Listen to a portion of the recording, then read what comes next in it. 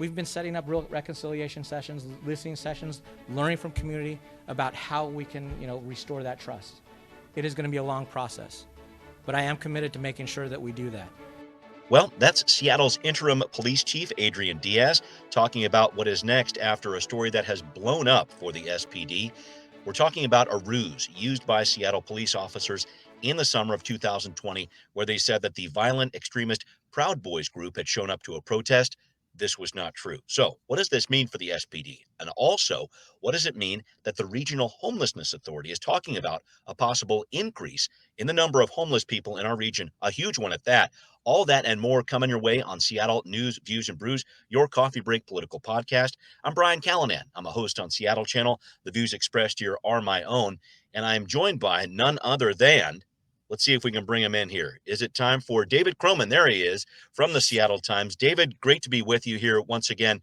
And you're the transportation reporter for the Times, so I thought I'd throw you this question of the week.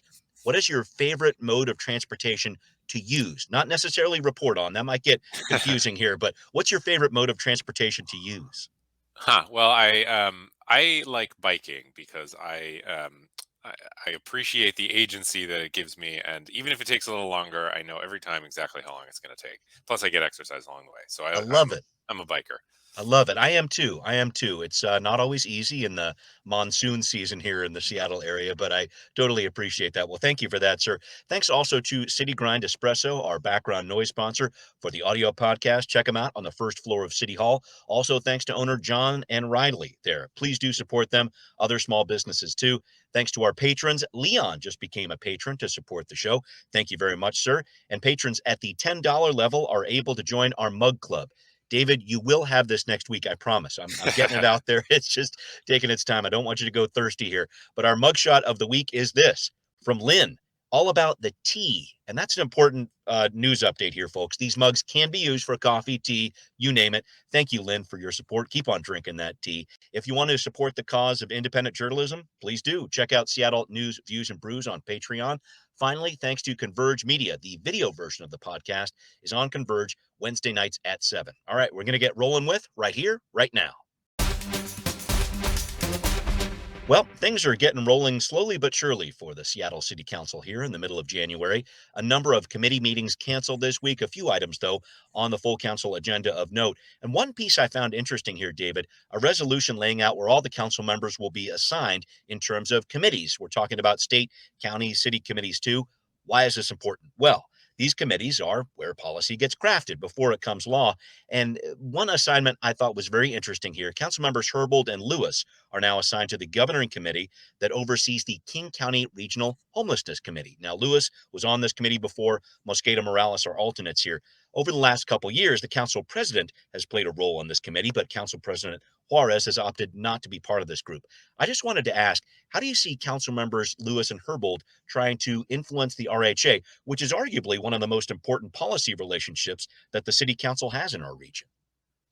Yeah, I mean, they will be sort of simultaneously advocating for Seattle's voice in this.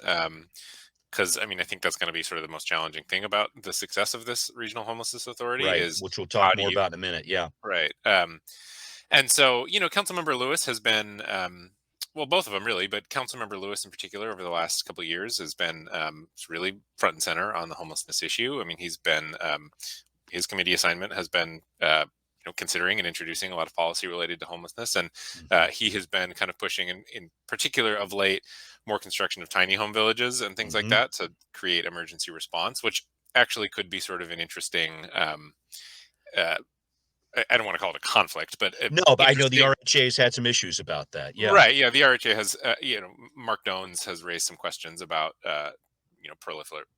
proliferation of tiny homes, so that'll be interesting. And so I mean, I think Councilmember Lewis and Councilmember Herbold are not going to. I think they're going to be sort of strong, outspoken advocates on behalf of Seattle's policy, and they're not going to be shrinking violets about this. I mean, neither of them are the type to, I mean, they're going to say their piece, and I think, how much of an influence that'll have, we'll see. Yeah. Yeah, both good talkers, that's for sure, and Right. it's always interesting to see where these committee assignments fall. I noticed also Councilmember Sawant only gets 3 assignments to her. Councilmember Mosqueda is a member or alternate on 11 committees out there, and there are some roles that are changing. Councilmember Morales takes over leadership of the Families, Education, Preschool, and Promise Levy Oversight Group, and the new council member here, Sarah Nelson, involved in just about every economic committee that the city council is connected with from what I'm seeing here. A quick take on Nelson here, David. Ran on a platform of supporting small business. What effect do you think she's going to have on council policy? She hasn't held a committee meeting yet for her economic development committee, but I'm really interested to see what her first business focused move might be. Some thoughts on Sarah Nelson? Yeah, I don't know. I mean, she on the campaign trail didn't lay out a ton of specific pieces Right. of legislation that she would try and pass around sort of business. There is always a lot of talk about the business and occupation tax, which is, for better or worse, kind of a main source of income for the city of Seattle. Hmm. Making significant changes to that, I think, would rely more on the state than something you could do at the city level. But I think, for the most part, at least to start, I think Councilmember Nelson will use that as kind of a bully pulpit in some ways. I mean, she ran specifically as a business owner. That was her number one talking point of Fremont Brewing. She ran sort of specifically on this notion that the current Seattle City Council is ignoring the interests of business. Hmm. So, I think early on we will just hear a lot. In every conversation, I imagine she will bring up business, Sure. and Oh, yeah. how this does or does not affect businesses. Right. Maybe some sort of pieces of legislation she could introduce, Sure. maybe related to permitting or regulation or Hmm. things like that. I think what sort of comprehensive sort of breaking piece of Right. legislation. I don't recall her sort of saying anything specific like Right. that on the campaign trail. So, Right. but it is a nod, I think, from the other council members and Council Hmm. President Juarez in Right. particular, that Hmm. this is her campaign. This Yeah. was her campaign, and this is what she ran on. And Yeah. she is being, first year council members are often not given the committee assignments that they True. want. Yeah. And the fact that she is getting so much placement on the Yeah. with economic councils and committees and things like that, I think, is an acknowledgement from Council President Juarez that Hmm. this is why she's here. And so Yeah. Right. she's going to give her an opportunity to talk about that. One of the first times in a while we've had a small business owner on the Seattle City Council. Yeah. So that is important. I did want to keep on talking about the committees here and specifically what the homelessness committee for the city council is doing this week.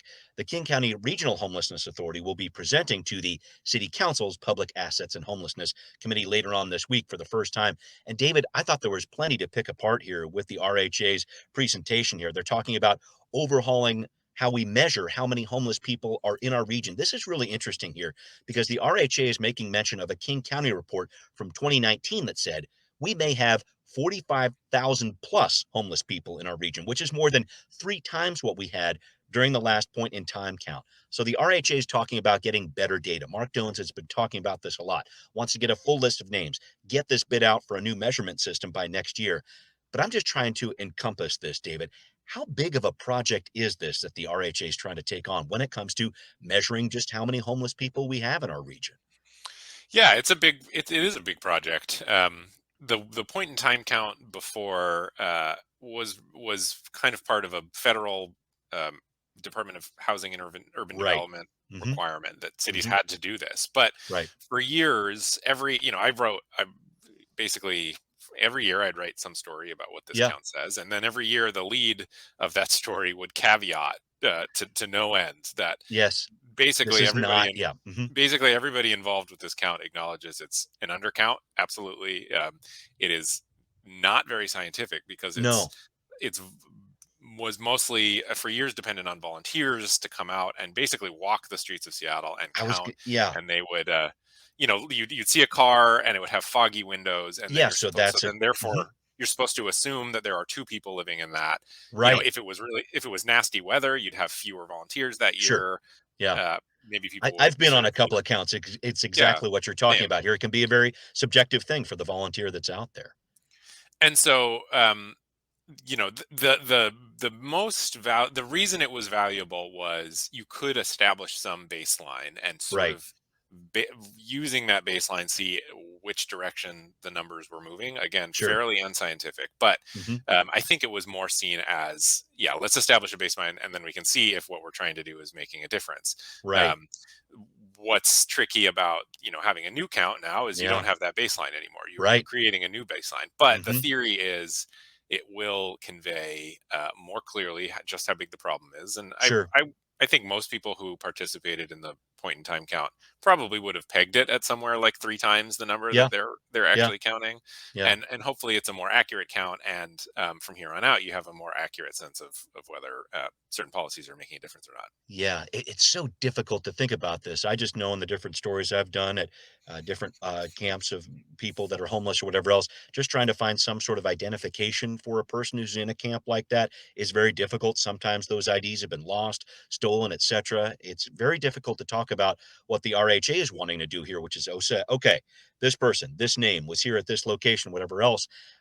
I, I don't know. I'm just trying to encompass how they're going to do it and what this process is going to entail because it's a lot. It's a lot of data to take in, and just the scope of it is massive. Trying to track Yeah, all that information down. yeah.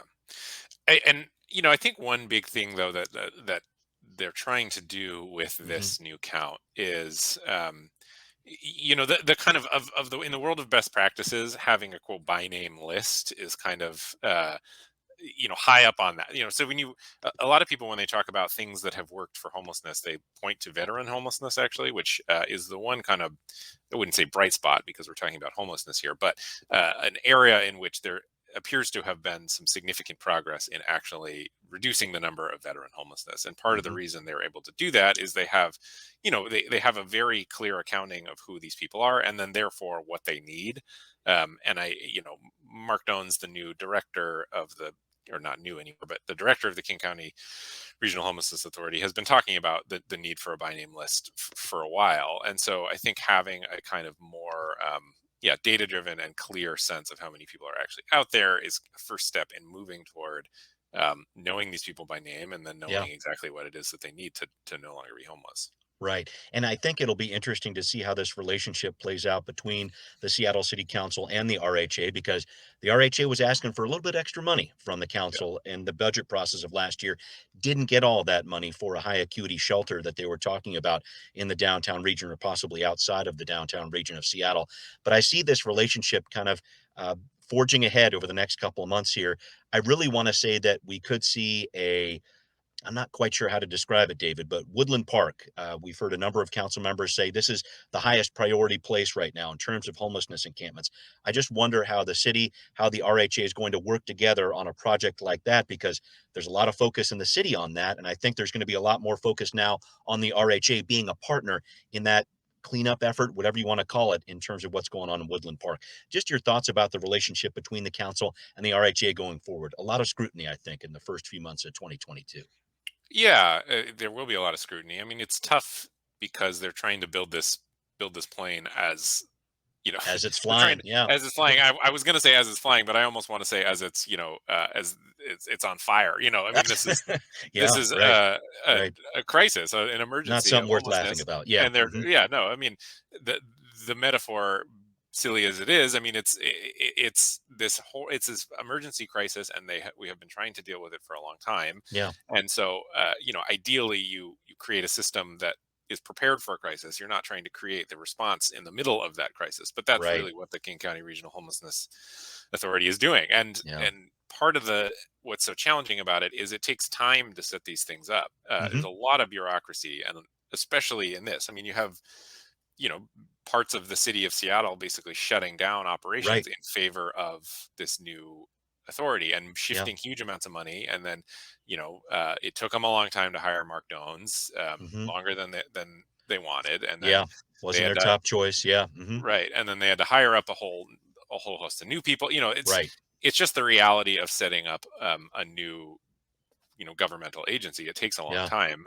right, And so I think we haven't really, I mean, we're what now, a couple years into setting this thing up. And right, only now, I think, is the Regional Homelessness Authority in a position to actually start it was Right. just a few months ago that Mark Dones proposed building that high acuity shelter downtown. That's I mean, right. That's we're right. just now getting into the rhythm of this authority actually like having policy ideas and Hmm. places to spend money. And so, it's Yeah. tough. So 2022, I think, will be kind of the real, like, was this all worth it test? Yeah. Yeah. Is this gonna actually do what people wanted it to do? Yeah, I think so too. And just waiting for this authority to establish itself during the pandemic. I mean, that was certainly a challenge for a lot of different government agencies, but seeing what's next here in 2022, going to be very interesting to track that down. All right, up next, breaking down the policy behind the ruse that continues to send shockwaves through the Seattle Police Department. That's coming up on Now Hear This. All right, folks, more on a continuing story for the Seattle Police Department. We reported last week on the ruse used by officers during the summer protests of 2020. These officers at the time said falsely that there were some Proud Boys protesters gathering. Now, it's not against the law to use ruses like this. Most often, they are used for undercover purposes, but simply knowing about when these ruses are used, this information was kept quiet for about a year and a half. That's what Mayor Bruce Harrell is concerned about. Here's what he said about this last week. And I've told Chief Diaz, if we are to work together, that's the kind of transparency he has to accept, because that's the mayor that I will be. David, just trying to figure out what's next here. The chief has to make a decision on disciplinary rulings. There's something called a Loudermill hearing for the officers involved. They get to give their side of the story. And 6 officers were caught up in this ruse. 2 were not given any discipline, just following orders, the OPA says here. And 4 have left the department. But now the Times is reporting one of those officers who has left has been rehired. And David, I'm just looking at what could be a very messy situation for the chief and for Mayor Harrell on this. Yeah, I mean, it could be a messy situation. I mean, in the past, Chief Diaz, we have a little bit of precedent, I suppose, into Hmm. how he would think about this. And I think of the so-called pink umbrella Yeah, incident, in right. which on the Change the protest way they line, responded to protests. Yeah, okay. right, and officers, kind of snatched this umbrella from somebody, and it started this little Yep, skirmish, and then there was yep, pepper spray, and then it, kind of descended into chaos. And yeah, um, in that situation, the OPA recommended discipline against the person who set that off. And then instead of right. doing that, Chief Diaz overruled that and went and disciplined that person's superior. And so, Yeah, we have seen in the past that when it comes to plans or sort mm, of execution of strategy, yeah, Chief Diaz is probably more likely to impose discipline on the people highest up who are mhm, involved rather than the people below them. It's a very chain right. of command way of thinking. Yep, And in that case, it's basically what the OPA said, which was yeah, the higher ups and those people who no longer work for the department. So, right, um, right. I don't know. I don't know if. I mean, SPD rehired this person. It would be Yeah, strange, I suppose, to rehire and then immediately discipline a person. sure. And then there's, you got to think about arbitration too. Of Like course. That's every the piece part of that's messy. discipline, Yeah. Hmm. is subject to arbitration, which is often Absolutely. overturned. And then if you have something overturned, it sets precedent for future arbitration. It's a really hairy thing. And so I am not sure what Chief Diaz is going to do. I think he'll probably Yeah. have to do something, but he doesn't really have, if he doesn't really have the people that he might want to discipline. Right, they're not there anymore. Right. That's So yeah, it's I it's don't so know. interesting to me. I'm looking now at the head of the OPA, the Office of Police Accountability. Andrew Meyerberg is now Mayor Harrell's director of public safety. An interesting twist. We heard about this last week. Any thoughts about this? How this could potentially change, I guess, the way the city works with SPOG and other police unions there to forge a contract, which the police don't have right now. Any thoughts about what role Andrew Meyerberg is going to be playing when it comes to overseeing the police and making sure they're accountable in the months and years ahead? Yeah, so Mayor Harrell is calling him Director of Public Right. Safety. I don't know what that means exactly. Hmm. Every mayor, at least as far as I can remember, has had an advisor of public safety. Correct. I'm not Yes. sure what the difference between advisor and director is. My hunch is not very much. Gets a better Um, chair. Yeah. Who yeah, knows? Yeah. exactly right. A Yeah. better plaque on his desk. Right. Right. But if as I suspect, he's basically filling the role of public safety advisor, Hmm. he will probably be quite involved with the contract negotiations with SPOG. and he's a lawyer. He has been around this stuff in a long time, so Hmm. I imagine that's a motivator for Mayor Harrell to bring him on. They don't Yeah. want somebody who has to learn the whole Right. SWOG contract. Yep. And so, yeah, I would think a lot of his time early on is going to be spent thinking about this. Yeah. Yeah. But It, then, it, but then also, I think also, Mayor, there's a lot of talk about how the city can bring in fewer armed officers to certain situations, that's traffic right. stops, low acuity response, that sort of Hmm. thing. And Hmm. I think, and Mayor Harrell has already expressed his desire to set up more of those programs. So I think Andrew Yeah. Meyerberg will probably be fairly involved with that sort of thing too. I feel like you're right on that because we have a new city attorney in Ann Davison who has had some questions about some of those programs or whatever else. So Andrew Meyerberg plays an important role there when you talk about the different responses to crime that Yeah. Seattle's going to have. So that's going to be really interesting to track down. So I wanted to talk about, David, as we move on here to our next topic here, just the public safety, the concern that is under all of the public safety concerns out there, the COVID pandemic. So this week, the National Guard's coming in to help hospitals, testing sites by order of Jay Inslee there. Seattle schools are seeing walkouts over safety concerns. I know that other states are seeing a peak in terms of numbers of cases, whatever else that they're coming down from, but that's not the case in our state, David, at least not yet. Your thoughts about what's happening with COVID right now? Yeah, I mean, it's my thought is that it appears we have all, there was a lot of talk about herd immunity early on in the Yes. Hmm. pandemic, and a lot of pushback on that because it was going to lead to a lot of misery and death. Yeah. Uh, we have now entered a phase where it seems that is our approach, our chosen approach, and Yeah.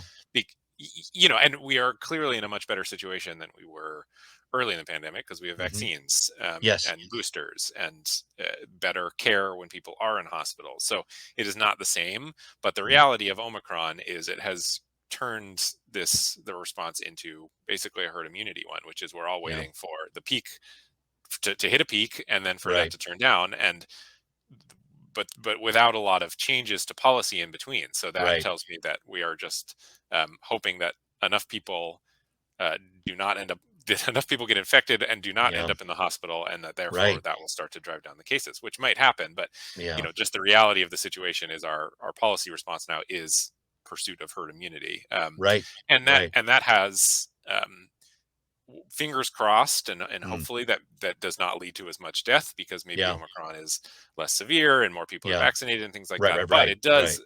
it does have fairly significant consequences, which Oh, we're yeah. seeing. Hmm. Hospitals are filling up, almost at the same time as a lot of healthcare workers have already quit or are Sure. becoming infected because we've Hmm. decided we're okay with everyone in our society becoming infected, but that means that they can't come to work, and then we don't have people to care for the other infected people. And so, Yeah. even if we somehow manage to avoid a massive spike in deaths, although deaths are increasing, Yeah. this policy of pursuing herd immunity is clearly having some pretty negative consequences. But Yeah. the question being, was there any alternative? I'm Right. not I was sure. going to say it's almost like this is the way that this has played out almost by default, just because Right. Omicron is so much more contagious than any other variants of COVID. It's a lot of people are getting affected right away.